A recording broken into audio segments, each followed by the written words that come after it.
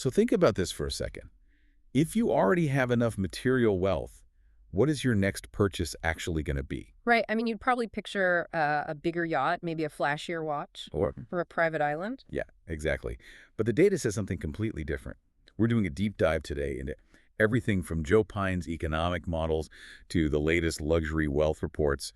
And it all points to a radical shift. A really massive shift. Right. The ultimate luxury is no longer buying things. It's not even buying experiences.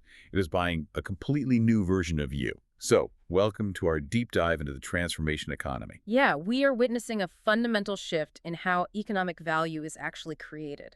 Conspicuous consumption is it's fading. The new status symbol isn't what you own. It's who you are becoming. Okay, so let's unpack this progression because Joe Pine's framework shows exactly how economies evolve.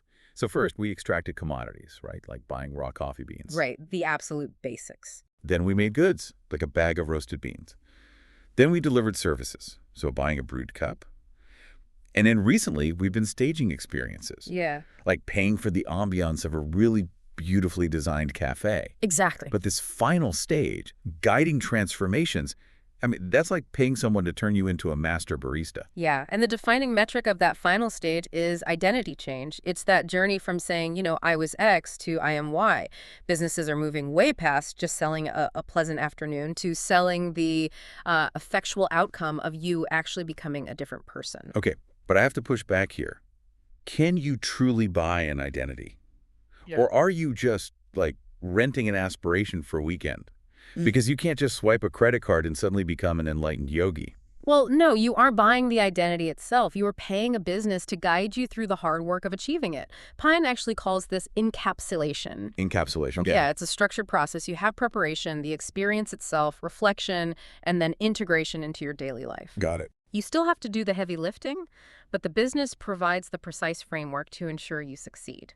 So if the ultimate goal is doing that heavy lifting to optimize yourself, how is that showing up in the data? Because looking at the Julius Baer and Knight Frank reports, wealthy consumers are pivoting hard toward health span. Oh, absolutely. Maximizing their healthy years so they actually have time to be this new person. The scale is massive, with the longevity market projected to hit $610 billion by 2026. Wait, 610 billion? Yeah, it's huge. And facilities like Clinique La Prairie opening in China, I mean, they aren't offering a typical spa weekend. They use highly advanced DNA, epigenetic, and metabolomic testing. Wait, let's clarify that for a second. What does mapping epigenetic markers actually do for you? It basically means looking at how your behaviors and your environment change the way your genes work. They map these markers to create a bespoke cellular-level blueprint. Wow. Yeah, and it's designed to actively extend your optimal life. Because optimizing this new you requires intense physical recovery, so it makes sense that it's completely rewriting luxury travel. Exhausting, packed itineraries are just out. Oh, totally out. Enter hospitality, where 21% of travelers now prioritize sleep over socializing. Or look at Razamud in Oman. Instead of standard five-star fluff, they literally offer access to marine biologists. Which is great because that Oman example perfectly illustrates identity change. You aren't just looking at the ocean, you are actively learning to become a conservationist. The vacation is the classroom for your new identity. So what does this all mean for real estate? Is this drive for personal optimization why the massive trophy home is shrinking? Yes, ultra-wealthy buyers are trading those sprawling 30,000 square foot estates for these hyper-service turnkey bolt holes. Yeah, you just want things easy. Exactly. They want a touchdown, have the fridge stocked with their specific nutritional requirements, and focus entirely on wellness and business goals without the friction of, managing a mega mansion. Right. So if Pine says you are what you charge for, the traditional ways companies make money has to change. If the product is a successful personal transformation, then inputs, like how much time a company spends on you, don't matter.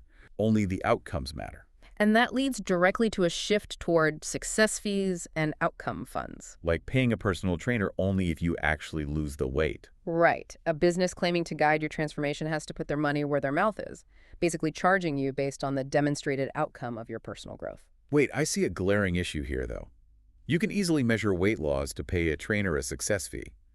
But how does a luxury resort charge a success fee for making me, like, more intellectually engaged? How do you measure abstract personal growth? Well, it forces businesses to define quantifiable metrics for those abstract concepts before you even begin the encapsulation process we talked about earlier. I see. Maybe it's measured through post-integration, psychological assessments, or continued habit tracking.